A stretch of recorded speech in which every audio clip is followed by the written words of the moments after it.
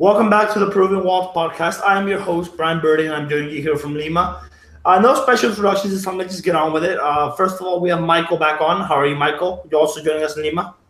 Very well, thank you. Just I had a nice weekend and looking forward to having a good conversation with you all as always. All right, thank you. Michelle, as most weekends, or most weeks, not weekends, is here over in Sydney. How are you, Michelle? I'm good, thank you. How are you? I'm good. Good day. And Peter, how about you? How are you in Toronto? Yes, doing well, very well. Glad to be back, as always. Very, very vague introduction, but I kind of just want to get on with it, so I apologize for it. So today we have quite a bit of discussion. We're going to start off with the league discussion, and then we're going to go to some of the national team. Not national team, but like Peruvians abroad, because we still have 1 week until the actual friendlies, so we're not going to discuss the friendlies yet. Don't think there's any point. I think we can wait 1 week before discussing them.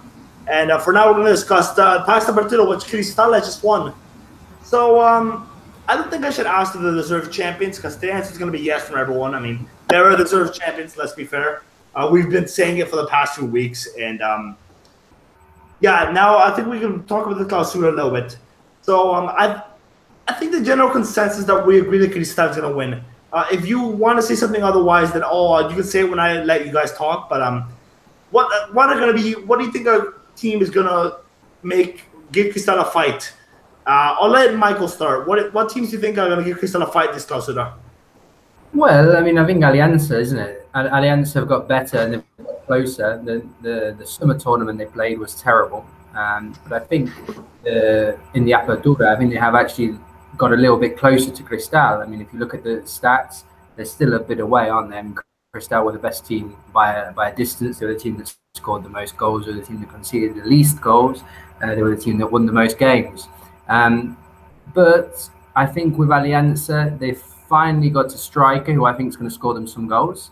I think they've still got quite a few weaknesses in their side. But I think that's a team that's going to be competitive, and I think I think Alianza will give them a fight. Whether that's enough for them to be able to beat them over the duration of the tournament, that remains to be seen. But I think they're the team that will give them the best fight. Yeah, I think Alianza as well are. I think they have improved as well, because I was actually watching the highlights the other day between Alianza and Boca. You know, that game where they do 0-0, and their lineup was terrible. They had Leyes up front, they had Lemos in midfield. I'm trying to remember who else they had. They had the Close and Garros fullbacks. I mean, I'm thinking, it's no wonder why this team did terribly in the Libertadores. They were terrible, but they've improved. I still think they've got a lot of weaknesses that Bengochea just doesn't want to improve, and I've preached about this for a long time. I don't need to go on any longer, but they have definitely improved. They have the number 9. They have they're improving a left back, right back. You know, they have a right back. They don't want to play in there. But at the very least, Riojas can get the job done. So if he does play there, at least they have a right back who will get the job done defensively, even though I don't think it's just the best option. I thought it was interesting, Ryan, when I looked at the stats and I saw how many. I had a look at the table to have a look how many goals the teams had scored. And really, Alianza had scored 24 goals. It's only 3 less than Cristal over the Apertura, which I suppose is positive. The problem for Alianza as well is that they conceded 16. Cristal only conceded 7 goals in the tournament in the Apertura. Cristal's one of their big strengths was in defence, wasn't it? And Alianza really at the back have to really tighten up if they want to do anything. So. Yeah, no, Madrid has improved a lot. Chavez is coming pretty solidly. I think the weakness in Cristal is the depth a little bit, because I don't think they have a lot of center-back depth. I mean, Merlo is great. There's also Reboredo, who's done a pretty good job this season, I think. But Garces doesn't convince me. Garces doesn't convince me at all. And Cespedes defensively can be suspect sometimes, but he is good offensively. And Pato Alvarez, let's not even begin with him. He's just started. He's done a lot well. They've converted that weakness of the corners, set pieces, where they were really poor earlier in the season, and they've done a bit better. So Peter, what do you think on this whole discussion? And who do you think? Who do you want to add on to that? Well, in terms of the Alianza stuff, just to add on to what Michael was saying, I was looking up underlying numbers earlier today because I kind of wanted to get a feel for, maybe who was overperforming, underperforming, that sort of thing. And with the caveat being that Alianza is a little more of a counterattacking side, so the numbers can kind of be a little bit misleading in that way. But I looked at their expected goals and their expected goals against. And to those who maybe don't know what expected goals are, it's essentially an advanced analytic used to determine the quality of a shot. So if you are basically almost in line with what your expected goals are compared to your actual goals, same with goals conceded and everything else, you're pretty much doing as expected. If you're overshooting it, then you're obviously overperforming. If you're undershooting it, you're underperforming. And Alianza Lima's expected goals, combined in the Torneo de Verano and the Apertura, I believe without counting the last match day of the Apertura, was about 31.4. And their actual goals scored is 40. So they're overshooting that by a little bit. Now that's common for counterattacking teams to outperform their expected goals because they tend to generate higher quality chances because of the fact that they counterattack. In terms of their expected goals against, though, this is where it got me. Their expected goals against was 38.5, but in actuality, they only conceded 30 goals. So they're giving up big chances, but their opposition aren't converting them. And that, to me, is their biggest problem. And without Miguel Araujo there, who I think kind of patched up some holes, so to say, they're probably going to be in for a bit of an issue. And we all know about their fullback problems, which we've all mentioned at length on the show. So that's my biggest concern for them. And then in terms of teams who can challenge, I mean, I'm probably going to take away Brian's answer here, but Real Garcilaso, they've been in great form to end out the Apertura. You could imagine that they are going to pick up their form a little bit going to start the season. I was going to say Sport Huancayo, but I mean, they finished the campaign very poorly. They were struggling to score goals. They do have a bit of an easier run-in to start the Clausura, so I wonder if maybe that gives them a bit of an advantage. And we all know how, even though maybe he rubs people the wrong way, Grioni is a good coach. So maybe that'll help them out a little bit. Now, speaking of Grioni, I just got to say, I was at the stand this year on the weekend, and I got a picture of my idol. So I'm the happy man right now. I'm the happy camper. I got a picture of Grioni. And I also got a picture of Neumann and Yuya, but no, I don't care about them. I care about Grioni. I care about Grioni. So happy about that. But no, back on topic. Like Peter said, Real Garcilaso looked very good for the Clausura.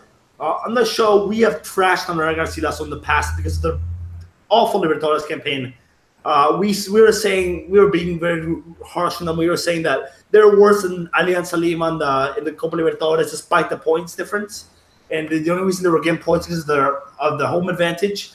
But now they had two big problems, and one of them they still have. They had no forward essentially. Oscar Franco I really did not rate at all. Less Diego Mayora, who seems to have been under the radar as of late, probably for a good reason. And as for the other, they've got this new Argentine striker called Christian Alessandrini, who's really impressed me. He's quite fast. He's very good at creating chances. That's exactly what Real Garcilaso needed. Someone who can create chances. Because Romulo can't do everything by himself. Even Santillan is not a winger, as we mentioned. He's still playing as a winger, but when he plays as a left back, he actually does quite well. And Johnny Vidales is quite good. The one problem is they don't have a center mid. Jordana Mendoza is still one of the worst center mids I've ever seen in my life. And as for the other center mid, Lucho Garcia is gone. So they have a bit of a center mid problem. That's going to be their undoing, I think, against Cristal in the Clausura. They do host Cristal. I think they'll win that game, but I don't think it'll be enough to catch up to them. I think Cristal are going to win it again. So, and as for Sport Huancayo, like Peter said, they have been poor in the Apertura, but they made some signings. They signed Lucho Garcia, which will kind of fix the center mid problem they've been having. I mean, Salcedo has had a great start of the season, but after that, he kind of went downhill. Valverde is still maintained. He still held the zone for most of the season. He's probably Huancayo's best player this season. Makes everything click. But after aside from that, they have Alexis Rojas as well, who I quite rate. I think he's better than Victor Peña. So they have a bit of a better forward line now, but they still lack some depth because without Neumann, they don't have much offensive power. So that's going to be their undoing as well. But I think Huancayo are going to fight it out again. Unlike this Apertura, I think they're going to fight it out like the Torneo Verano. And like Alianza, like you mentioned, I think the one team that's going to disappoint is Municipal because they're losing a lot of the players. They just lost Lavandera to La U earlier today. And I think it's going to be those four teams. UTC, I think, are going to be threatening. They're going to be annoying. Same with Binacional. They're going to be annoying, but I don't think they'll fight it out, personally. So now let's talk about some of the games. This was coming up, and that was on the past weekend. First, let's talk about the doblete. The doblete came back in Peruvian football. Let's talk about the Municipal versus Huancayo, which is an interesting game. I know Michelle saw this game. So, Michelle, what do you think of this game? What were your overall thoughts here? I thought it was pretty even, to be honest. There was a lot of back and forth. I did love the blackout that happened. The lights turning off. Love that. No, I did think it was pretty even for the most part. The goal was scored quite early on, so in saying that, that there wasn't much to go on from, in the second half. It was kind of just, lots of trying to get shots in and just working defensively, but also not working so much defensively.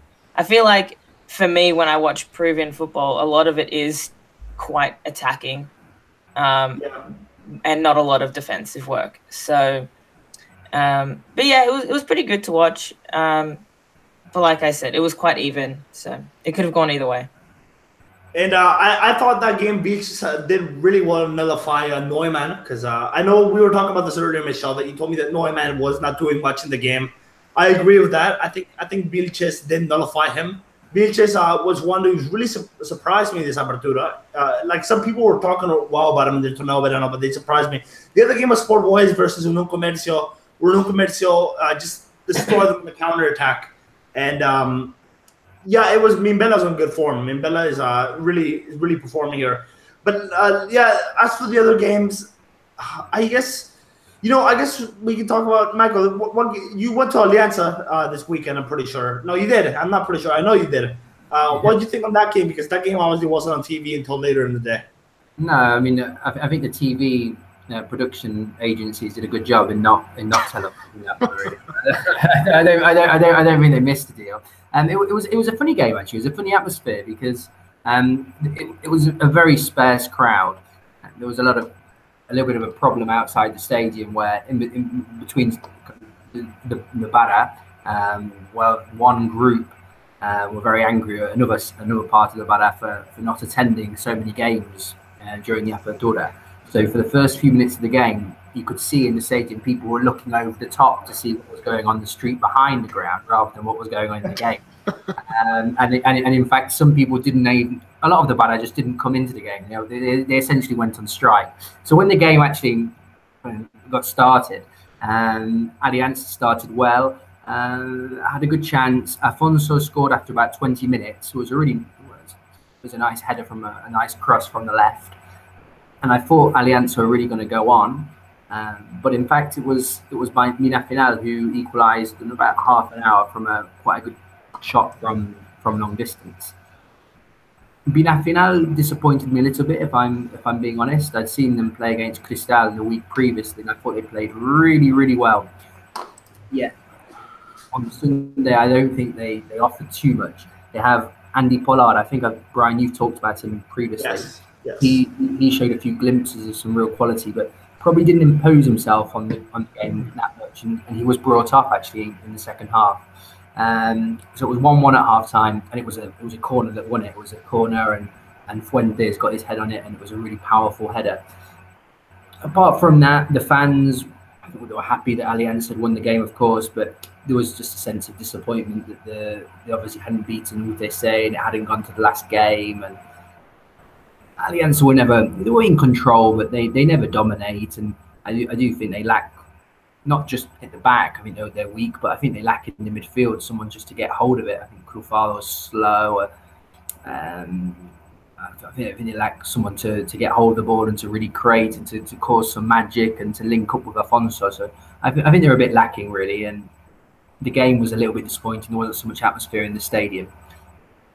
But no, it was a nice Sunday. The weather was nice. There was a little bit of the sun came out in La Victoria. So it was a nice day out, really. But wow, the sun coming out in Lima in August. I don't think I would have seen that.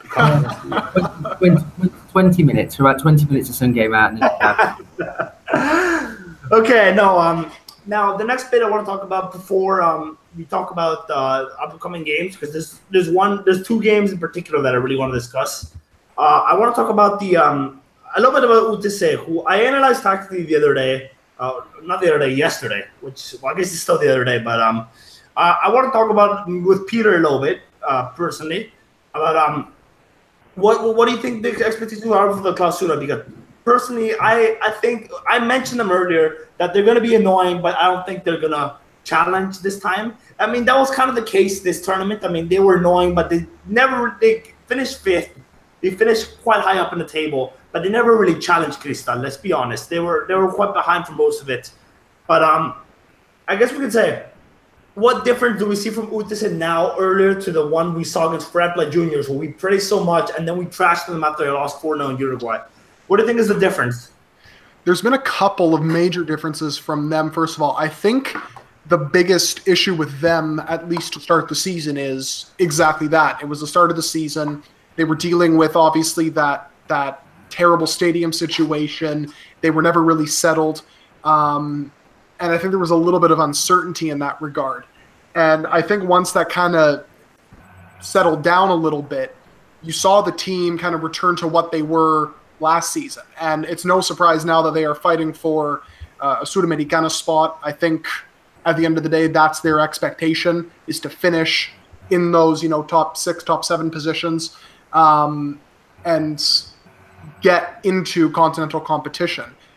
In terms of your tactical recap from the Cantolao game, which is very interesting, by the way, do read this, especially if you are a Peruvian national team fan, because the Adrian Ugarriza bits were interesting to me.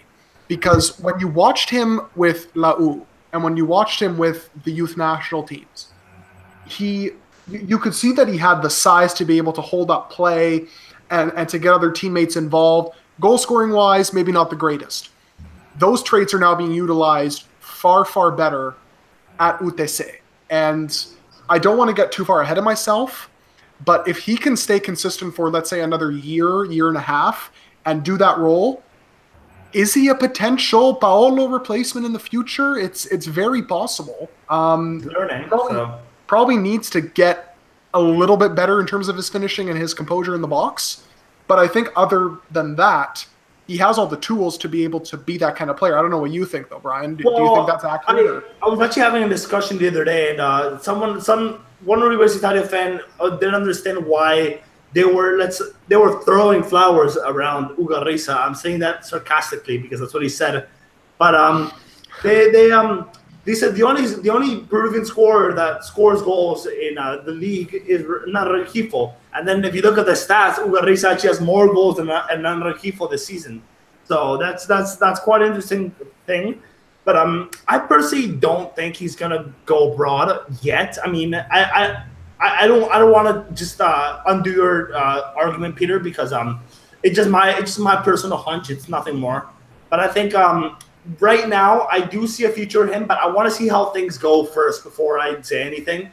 I do think right now he's good. He'll be good in the future for to become a very good player for La U, Cristal, or even Alianza. I know it sounds crazy saying Alianza, but every Peruvian player has played for La U and Alianza at some point. So. But I do think Ugarriza is a player we can look out for in the future. He's improving a lot, but he still has some ways to go, I think. 100%. So that's an interesting one. But I do hope they qualify for the Sudamericana because Franco Navarro is a great manager. He's shown it. I mean, Ugarriza has developed a lot under him. Franco Navarro is such an underrated manager who's not getting the respect because of the tenure he had with Claudio Pizarro 10 years ago. So I think that's definitely disappointing. Now, to some of the games on the weekend we want to talk about. Melgar versus Universitario. I'll ask you, Michelle, first. What are your expectations for this game as a La U fan between Melgar and La U? Melgar are obviously a strong team, and they're playing at home, whereas La U have got some new signings, and they like Germán Denis and Pablo Lavandeira, which is a new playmaker, which kind of what they need, but they still have a bit of a bad defense. What do you think is your expectations for this game between a new Melgar side and a new Universitario side? It has to be said as well. I don't know. I'm the kind of person who likes to keep expectations low for everything, especially football. So I think, like for me, the way that I like to go into football is anything can happen. Like you could be the worst team in the comp and still have a chance of winning the game because there's 90 minutes and you never know what's going to happen. But in saying that, it should be a pretty good game. It should be fairly even, I reckon, especially with the new signing. I was looking at like his goal scoring stats before, and he seems to be doing really well, but he is a lot older as well. So I'm sure that's going to play a part in how much stamina he has. I think it'll be pretty even. I think it'll be a pretty good game. But again, it's a game that could go either way. I agree with that. I've been saying that myself actually because Hernandez is 37. He has a good goal scoring record. I think a half level Hernandez can do well in Peru personally because I think he has the experience to do well. But like Michelle said, the stamina might not be in him for a long time. I think it's really just a sign that's going to save Lau, is going to keep them up. Which personally, I think Lau are basically going to stay up even without him because honestly, Ayacucho exists. So that's the only thing I have to say. Ayacucho, Comerciantes Unidos exist. That's the only thing that matters. That Lau have to stay up. And as for the other games, Michael, I'll ask you, what game are you particularly excited for this weekend, if there's any? Well, to be honest, I work one way. I apologize. To be honest with you, I've not really looked at the fixtures. I'll read them for you. I'll read them for you quickly. This coming week. Normally, what I do is I have a look on the Thursday, and I have a look.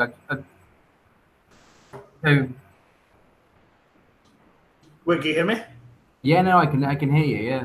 So okay. I'm sorry, I'm probably not the one to ask. What I did want to raise a point was when you took my low with Michelle in this new Argentinian striker, Denis. What do we think about this? I mean, are you happy with Lau signing a 37-year-old? I mean, he's had a good career in Europe in Atalanta in Italy, but do you not think it's a little bit about where we are in Peruvian football that we're kind of bringing over these 37-year-old people who have been good in Europe kind of 8 years ago? Do you not think we should be thinking about people at a better age, or not? I don't know. Wait, who are you asking me or Michelle? Well, I'm asking both. I'm not sure. Michelle kind of. I'll let Michelle go again because she kind of already answered it. But what do you think about signing a 37-year-old over Peruvian, Michelle? Well, as someone who's a big fan of the Australian League, I know what it's like to sign lots of older players who had their time in Europe, and now they are coming here to retire. So what that says about Peruvian football is that it needs to prove to the world that it can be better, because that's what, from my experience, Australia needs to do, and it's what Peru needs to do, because there's a few leagues in this world that are seen by everybody, and there are many that are just seen as retirement leagues. Yeah. And you don't want your league to be the retirement league. So signing a 37-year-old it's kind of painful to see. In Australia, it happens quite often. We tend to be signing like 35, 36-year-old players that are way past their time. And so now, like seeing Peru do it, it's kind of, it's hard to watch, because now you're just like, how do we improve from here? How do we find people that are great, who have great stats, but are still young enough to play a full 90-minute game? I didn't really realize that myself, because Peru, that's a good point. Peru could be seen as starting to become a retirement league. Now, I do want to say that I think in Lau's case, it is a bit excusable, because Lau was given too many chances to Chavez and Osorio this season for them to I think they have an excuse to sign Denis, because they need to stay up, and they've given the strikers too many chances. They're not taking them. I mean, they're going to sign him. But at the same time, I mean, Denis is not the first player that has come here. I mean, Ifran was another one a few years ago that pretty much came here and they just disappeared afterwards, because Ifran obviously played for Real Sociedad. He scored a goal against Barcelona before. Same with Denise. So even I wasn't as old as Denise, but it is an interesting point Michelle raises. Now, as for what I think that it's an interesting. I personally think that there's not enough proven nines because we put too much of an emphasis on foreign players, and that annoys me. That's why I look more to the provincial clubs, because the provincial clubs signed the rejects from Lima that weren't given enough time. Ugarrisa. But the others, the Lima clubs always go for the foreigners. I mean, Lau have 5 foreigners now. They can only play 3 in the pitch. So it doesn't make any sense to me. Peter, what do you think on this subject? Before we can go to the games, I'll read the games to Michael to see what games he is interested in. All right. So, first of all, yes, I think I do agree with the fact that, kind of pinning this on Lau is a little bit unfortunate because of their financial situation. The fact that because they're in such dire straits, they don't really have a lot of options. But I think it also speaks to the pressure at the club, because Anthony Osorio, I think he has the potential to be able to be a decent enough goal scorer. The problem is Universitario can't really afford to wait for him to become that goal scorer, and Daniel Chavez, to me, is not consistent enough of a goal scorer. So you're battling relegation, your finances are pretty dire, it must be said. Your options are going to be limited in that way. Now, there are other examples of Peruvian clubs signing older players. Look at Johan Fano. He was getting signed by tons and tons and tons of clubs into his late 30s. Herman Carti. Herman Carti, exactly. There's another one. Sorry to interrupt you, but I still remember that forward line in Pacifico FC in 2013 that had a 35-year-old Mendoza and a 44-year-old Herman Carti. Oh my God, I forgot about that. Oh my God. That's the greatest forward line in history. So, I have to mention that. Sorry. No, 100%. I was blanking on names, so thank you for that. But there's a perfect example, right? You have these older players coming into the league, and I think worse than anything, they do well, which kind of shows you that the quality of the defending, especially in Peru, is not great. I think slowly the quality is getting a bit better. But when you have, 36-year-old Jorge Casulo signing a 2-year deal and fans being like, oh, yeah, this totally makes sense, and you have 38-year-old Carlos Lobaton still playing really well for Cristal, again, what does that say about the quality of the league? It's not great from the outside. On the inside, maybe a bit of a different opinion, though. All right. Well, let's go to the games now. I'll actually read the games to Michael now. I should have probably asked you before. I've got them, Brian. I've had a look, so I have. Okay. I don't have to read them. Saves me the trouble. The two that stand out for me are Boys versus Cristal and Melgar versus Lau. Yeah, no, those are good games. Cristal, I think, will play with a few subs in that game, though, because the most of their best players, maybe not their best players, but a lot of their players are with the national team right now, like Calcaterra, Lopez, Madrid, and I guess it won't be that much of a sub game. Madrid hasn't been playing in the last few weeks anyways, and Calcaterra sometimes is a sub anyway, so it's kind of a weird one there, but that's a big game, definitely, because Boys has a decent fan base. And Melgar vs. Lau is obviously a big game, especially for Lau. Melgar, pretty much a new Melgar who has changed their entire team. The one that really sticks out to me, though, and this is just me, I'm part of the only person on the planet who thinks this, but Real Garcilaso versus Sport Huancayo. And I don't just say it because of Gironi. I say that because Sport Huancayo is a strong team. They've been strong for, maybe not most of the season, but they show to now that they really have something about them when they click. And Real Garcilaso in the last few weeks has been really impressive. Since Alessandrini's come in, I think they haven't lost. I think they've won all games but one. Kind of a Rui Diaz and Seattle situation. But the thing that really sticks out to me about this game is that, correct me if I'm wrong, but I think Sport Huancayo haven't lost in Cusco in 3 years. Not 2 years, in 2 years. Last year, they kind of undid Garcilaso's title challenge at the end.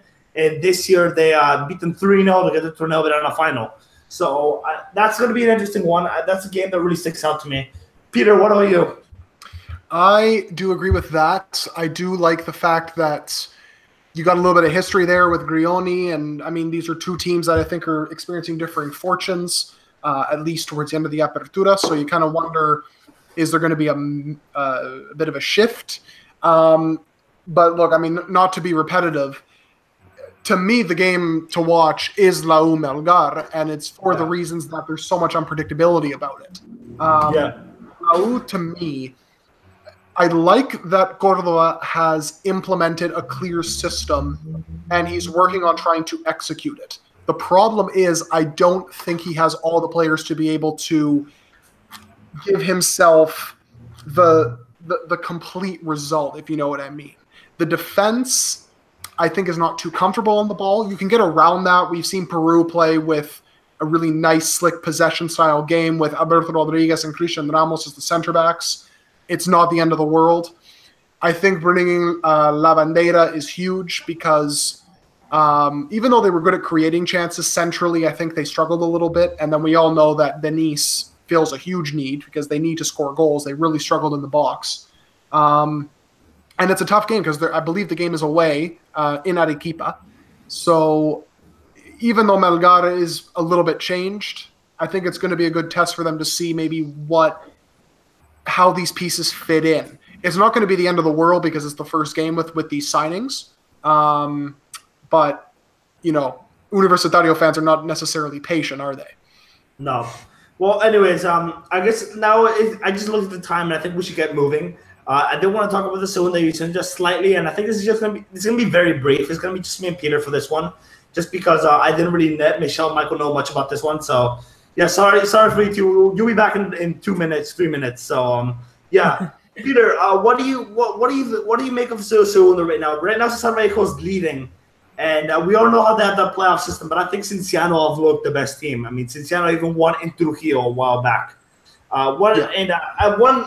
I'll talk about one Alianza Atlético later. Yeah, there's one topic I wanted to bring up, which kind of annoys me. But Peter, what do you think of the actual footballing side of the Segunda so far? Well, it's no surprise, I think, that Cesar Vallejo is leading. I think we all picked them before the season to be the runaway winner. Yeah. Although it's, a 5-6 point lead at the moment, so it's not insurmountable. Yeah, 6 they have slipped a little bit of late, and there are a couple teams that are kind of climbing the table as we speak.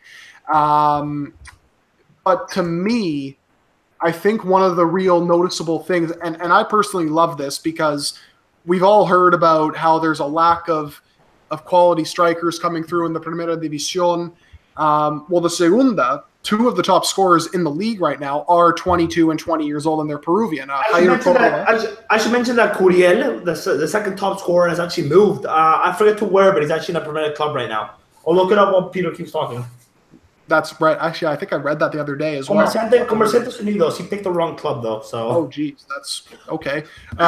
Straight back to Segunda you go. That's unfortunate for him. But anyways, Jair Cordova, 22 years old, top scorer in the league. He has 18 goals in 19 games. 6 goals. Yeah, it's incredible. He scored like a goal a game, basically, for Alianza Atlético.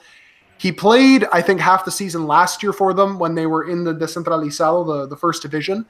But now he's getting consistent game time and he's taken advantage of it. And when I've watched film of him, he looks like a very composed finisher, which is obviously very promising. And if Alianza somehow get promoted, then that would be obviously awesome to see if that translates into the first division now that he's been given a full season under his belt. And then Felipe Mesones, 20 years old, plays for Atlético Grau, who were the runners-up in the Copa Peru last year, to be Nacional. 20 years old, 10 goals in 17 matches. So possibly 2 games to watch. He's a defender, too. He's a defender. Yeah. Oh, that's right. That's interesting.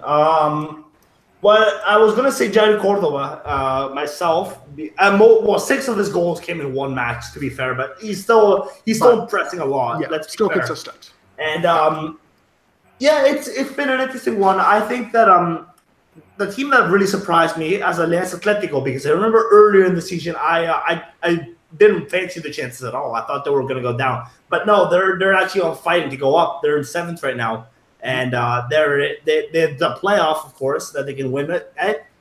They have the best striker in the league, and one thing that really annoyed me is they're playing on an actual ground right now in Sullana, and they're filling up pretty much every game. Yep. They're if you've seen their game, they're filling up pretty much every single game. And that kind of annoys me because last season they played at a really bad stadium that, people taking a piss behind the ground. It really does annoy me. But now they're playing at like an actual ground, and they're filling up most of the games. That's not. I guarantee they bring more crowds than they Some Primera teams do. So Oh, yeah. no, not some. I'm guaranteed many Primera teams do. Oh yeah. So that kind of knows you. Cinciano as well. There's better tendencies in Segunda División than Primera. And I don't think we're going to talk about why that is this pod because we simply don't have time. But it's interesting. And I think, Jay Cordova is definitely one to watch. I think he'll go back to Primera next year. I see back because I'm pretty sure he played Primera before. I'm just going to double check. He did, yeah. He did last year. Yeah. Wait, no. He did. Let's just let it go. My bad. I forgot they got relegated. Yeah. So, yeah, that's interesting. But let's move on. Before we go, Christopher Vizcardo wanted to say Sport Ancash won the Departamental. So, Christopher, if you're watching this, probably not. If you do, you're going to have to look through the whole pod now instead of beginning to end. So, good luck finding this. But you have there you go. You have the shout out to Sport Ancash. So, Peter, why don't we just rapid fire the questions because we have 3 of them, I'm pretty sure. We do. So we'll start with a Sporting Cristal question related to kind of what their future could look like. And it's from Abel Gamarra at Avelanda81 asking, in your opinion, in what areas do Sporting Cristal need to improve in order to finally make it past the group stage of the Copa Libertadores? I'm just going to throw this out there. Probably a little bit of youth in the midfield, but not 19, 20 years old. I'm talking like someone in the 24, 25 range because you look at Lobaton, 38, Casulo, 36, Bayón is 30, Calcaterra is 29. Julian Mejia at 28 is really the only option they have in his prime. So maybe that's one area. What do you guys think? I'll let Michael go. I'll actually pass on this question because I think what you guys are going to say, I'll let this be rapid fire. So I'll pass on this one. Michael, what do you think on this one? Well, Peter's taking the words out of my mouth. I was going to say the midfield. I was thinking, do you need another striker if anything happens to Herrera? But I like Olivares. Yeah, no, he has to be integrated. Okay, defensively they've been strong. So I think midfield. I think Peter's right there. Yeah. All right, Peter. What was the next question? All right. And let's move on to, I guess this leads us in beautifully into the Peruvians abroad. So we'll start, I guess, in Mexico because I feel like that's where most of our discussion is going to be. So Abel Gamarra again asked us, what is the status of Anderson Santamaria at Puebla? He seems to not be playing as often. Is he recovering from injury or has he been dropped? So as of right now, he's with the under-20s, and that's simply because Enrique Mesa, the coach, admitted that Santa Maria's fitness, he's behind on it because of the World Cup. He started his preseason late, and as a result, he has actually looked quite rusty in the games he's played in. So basically, he's just playing with the under-20s and training with the first team to build up his fitness so that he gets back to the level that he was at. And then the next question, Abel Gamarra again asking, Beto da Silva is apparently in Mexico. Is Liga MX the ideal destination for him, or should he go back to Peru and try to start his career there? So a little bit of background. He's linked to Tigres because he picks the worst clubs to go to. But I will save that for somebody else. If somebody would like to talk about Beto da Silva potentially going to Mexico, which looks very likely at this point. Well, no, Peter, you said it all, but we actually did get one question from Abel Gamarra. He says, who is the center back Fernandez who plays at Cristal? And if you don't know, Peter will know this. If you've noticed it on the Facebook page, well done. But basically, in the team of the week, this past week, I had some random center back called Fernandez playing for Cristal. And he was asking, is that Merlot's mother's last name? I'm like, no, that's just the default name. I forgot. And he was asking me who is the center back Fernandez who plays for Cristal, and I'm like, no, that was a mistake. I'm sorry. So that's why I told Peter. That's why I told you, Peter, to not upload the team of the week because I completely messed up there. I forgot to put someone in the center back role, and Abel Gamarra noticed it, so he's making fun of me now. I had to give him a shout out there, and I guess we can go to Peruvians abroad. So first, let's talk about Edson Flores, who's moving to Mexico. Obviously, he wasn't getting much playing time in Europe, and no clubs were interested in him. So I was telling Michelle for this one. Michelle, so like I mentioned, Flores was not going to get playing time in Europe, and no clubs were interested in him. do you think it's a wise move for him to go back to the Americas to try and win back his game time, even if it's the risk that he's not going to go back to Europe again? I mean, yeah. I mean, as a football player, you want to play, and you want to get as much playing time as possible. And if he's not going to play in Europe, then what's the point of staying there? You know, you're never going to be if you're never playing, then how is he going to make the national team as well? You know, so I think going back to the Americas is probably his best bet of, you know, getting minutes, you know, and helping on the team and stuff. So yeah, I think for him, it's probably his best choice. What about you, Michael? What do you think of this situation? Yeah, I think it's a good move for Flores. It's a club that there's a Peruvian contingent there, so I think he's going to be happy. Ruiz did very well there. He's been in Denmark, maybe not gone as well for him as he'd hoped in Europe. So he's going back to a country. He's not going to have a language problem. Culturally, I think he'll fit in well. And the league's good, isn't it? I mean, the Mexican league, I think it's really good. I thought it was interesting to see when they asked Gareca about this, and Gareca was quite negative about the level of football in Saudi Arabia. Yet at the same time said that the Peruvian league, the Mexican leagues, I beg your pardon, he was quite positive about. And I agree. I think the Mexican league's good. He's going to be surrounded by some Peruvians. I think he's going to do well there, actually. I think it's a good move. I do also think that, I remember when we qualified for the World Cup in that January, there was a lot of Peruvians moving to Mexico, but the catch was they were all moving to small clubs. I think Monarcas is not in that category anymore. I think Monarcas are quite a strong club. And, I mean, they were never a small club to begin with, but they were a weak club when Ruiz Diaz joined. And I think they're quite a strong club now. I think Flores is really what they could push them to the next level.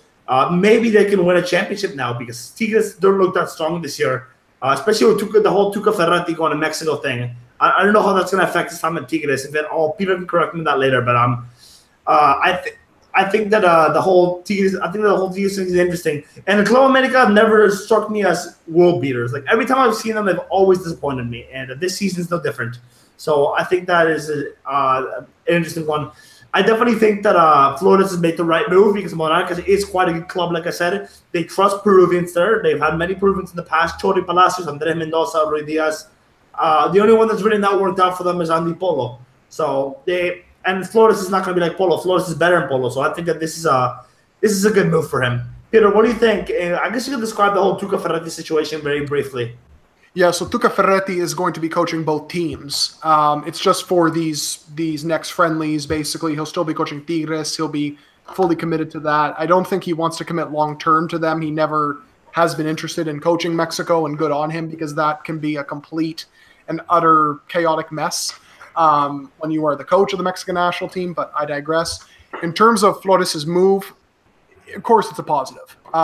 Considering his pretty disappointing World Cup performances. The fact that 2018 in general for him with Aalborg has not been great, and that he's not even played since the season ended last year.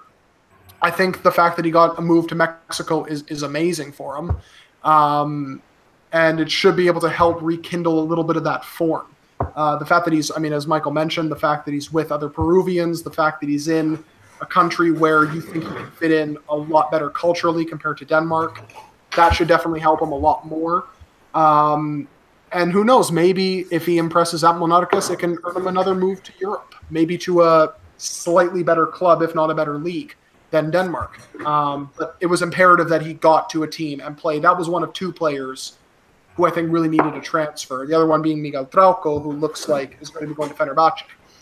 We were the first ones to report it. Well, not the first ones, but the first ones in a Western language. So, Spanish is a Western language. Spanish or English. I was talking about the first report I saw was Turkish. True. Okay, yeah, that's Turkish right. is a Western language. So, anyways, technically Spanish and English aren't Western languages. They're Eastern technically, but whatever. Well, that's not the point. But I love geography. I'm talking about Spain and England. Well, I guess Michael would tell us if England is West or East because the primary rating. It's a whole topic that doesn't fit in this pod. So let's keep going. That's a yikes from me, my friend. That's a yikes from me. That's all I'll say. Okay. I guess the next. I guess we could. No, we've already talked about Beto da Silva. I guess we could talk about Rui Diaz and Andy Polo. Now, I saw them the other day for Seattle. Rui Diaz is quite mediocre, but I don't think it was his fault. I think he was getting. I think he was doing everything right. The ball just wasn't getting to him. Whereas Andy Polo, I thought in the first half he looked really, really good. Defensively, he was doing well. He was getting forward, he's intimidating the defense, but I don't think he's quite like hit the heights that he needs to yet. I think he's done all right in that game. I think that the one I was really watching for Rui Diaz, but I got a bonus for watching Polo as well. Peter, what do you think on Rui Diaz in particular in that match? Since you did Peruvians abroad, I'm sure you will get that one. Yeah, so Rui Diaz, to me, he is kind of a square peg in a round hole right now in Seattle because they don't tailor to his strengths. Monarcas, and I think you tweeted this, Brian, actually, Monarcas benefited because they had a good playmaker like Diego Valdez who could feed through balls into him and could play to his strengths. Nicolas Lodeiro, to me, is a little bit too selfish. He's overrated. And, yeah, probably a little bit overrated, too. And I think that when Rui Diaz has a strike partner next to him in that system, in this case, Will Bruin, I think that frees him up a lot more and leads to more chances, which happened as soon as Will Bruin came on. So I think that is the one change they have to make. Otherwise, they have to keep getting the ball to him because at the moment he's far too static. And he's ended up with getting, 9 to 12 touches in the first half, which is clearly not good enough. I know he's a poacher, but that has to improve a lot more. Certainly in Monarcas, it was a lot better than that. In terms of Andy Polo, I have been watching him very closely the last 7 or 8 weeks. And, or 7 or 8 games rather, because obviously 7 or 8 weeks ago was the World Cup. But anyway, this has been the best form, I feel anyway, since he's left Peru. The problem is, I think because of the nature of the game, the fact that this was a must-win, or must-not-lose, rather, for both teams, because they're fighting for the playoffs, I think the fact that Portland maybe decided to be a little more conservative in the second half didn't really help him. Because in the first half, as you said, he was really, really lively. And he has been very lively in general the past 4 or 5 games. More brave, taking on defenders, not just passing it backwards all the time as soon as he got into a promising position. Like a Monarcas, which pissed me off to no end. Lau as well. And Lau as well. It was just, I kept, raking my eyes out. And Inter and Millonarios and whatever club he was before that. Just all the clubs. But yeah, that's changed. And Giovanni Savarese deserves a lot of credit for getting that out of him because you could see that the potential was there with Polo. He just needed a coach to bring that out consistently, and that's happened. This game aside, I feel like that was just a blip. Yeah. I agree. I think Polo was it looks like it's improving, but I don't think he overhit big heights. Kind of the similar situation with Avila. Like I said last week, I don't think Avila is going to hit big heights. I think this is the best he's ever going to get. But yeah, I think it's an interesting one. I hope he does improve. I hope he does prove me wrong, because right now I don't think like I said last week. I think Gabriel Costa, I would really want him to nationalize because I still think he's better than Andy Polo. So I guess to end the pod, we can talk about Luis Advíncula. Michael and I and Peter were having a little bit of discussion about last week about how he should be starting. He's better than Tony. He's like, no, he doesn't know the system. But like I said, no one was right because Tony got massacred, and Advíncula came on and he still had some flaws. But this match, I'll pass on this match because I haven't really seen it. But Peter, what do you think on Luis Advíncula in this match against Atletico Madrid? Well, considering the fact that he was facing Atletico in his first game in La Liga at the Wanda Metropolitano, I think he did very well. You could see the first 15, 20 minutes he was kind of adjusting to the game. Obviously, when you're facing Atletico, they press you high. They never stop running. It's Cholismo at its finest. And the fact that he was going up against Thomas Lamar and Lucas Hernandez, who, of course, he went head-to-head with at the World Cup, you could see he was kind of feeling them out a little bit, trying to figure out how to maybe defend them. And once the first 10, 15 minutes passed, you could see he was very settled, assured, didn't put a foot wrong, wasn't dominant per se, especially going forward because Rayo didn't have too many chances, at least on his side, to attack, although I feel like they actually deserved at least a point in that game. but defensively very, very solid. No mistakes.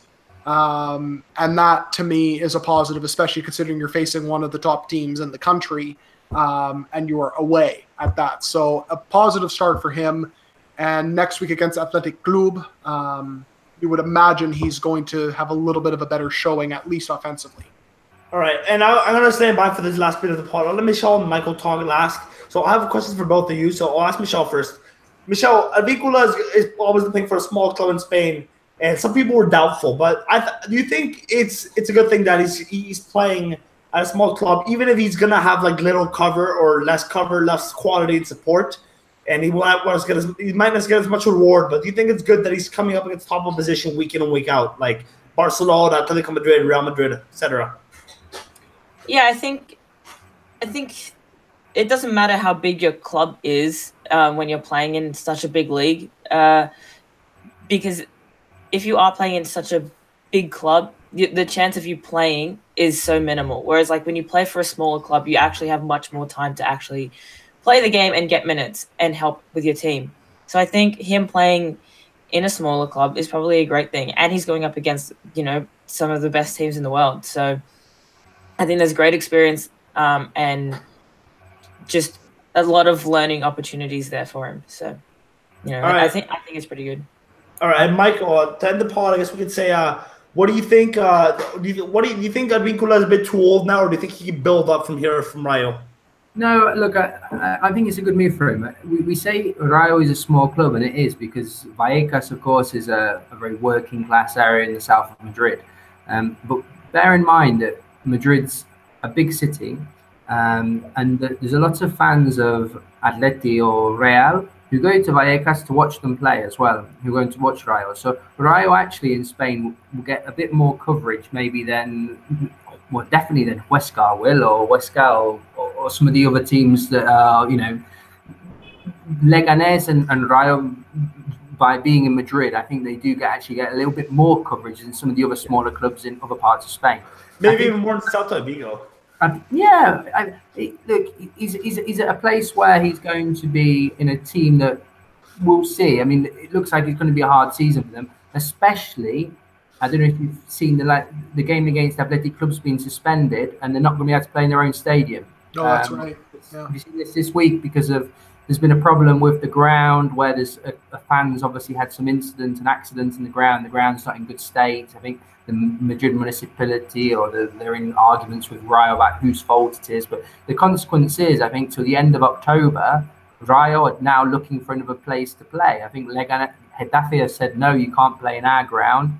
And one of Rayo's strengths is that they have this small ground in Vallecas, which is quite a working class area, and the fans really get behind them. And I'm a little bit concerned for Rayo what happens if that's taken away from them and they go and have to play in Leganés, or they have to go and play in the Metropolitano or the Wanda. I don't know what's going to happen. So it'll be interesting to see what happens to Rayo there. But Advíncula himself, I think, is at a good age. I think he'll do well, and I think it'll be a good move for him. So I'm confident for him. For Rayo, we'll see. I think they've got everything against them, actually. Yeah, no, it's I'm happy that Avicula got this move at last. I was doubtful at first for sure, but now I'm more happy about it. And I think Michael brings up a very good point about Vallecas, how they get more coverage. I mean, I saw some of the maps and I saw like Celta Vigo. They're like an exception because they're like out in the middle of nowhere in Spain. I think they're near Portugal, or unless I'm thinking of someone else. Peter, am I right? From Galicia, the region that's just above the north of Portugal. Yeah, so I'm happy for Advíncula, and I think Florida's made a good move too. I'm kind of just like recapping this pod at the end, and this is gonna end it here. So before I end it, I forgot to mention I got a turtle. His name is Juan Roman. You can obviously tell who he's based off, but I just wanted to say that he's right there. If you haven't noticed the change in the background, that's because I'm gonna acquire him and I have a turtle. I'm gonna go check him out after this pod is done. But why don't we all close with the Twitter? My name is Brian Birdie. I'm B_Bertie98. Michael, what is yours? I'm at MT Williams 1987. What are you, Michelle? I'm at Michelle A. Morris. And Peter, what about you in the Peruvian Waltz? Yes, I can be followed at GalindoPW, and you can follow the show/website at Peru Waltz. And don't forget to subscribe on YouTube, SoundCloud, iTunes, everything, pretty much. Yep, and don't forget to give us feedback as well. Just leave it on Twitter or maybe the iTunes review if that thing even still exists. But make sure to give us feedback as well. So thank you for listening, and we will end it here.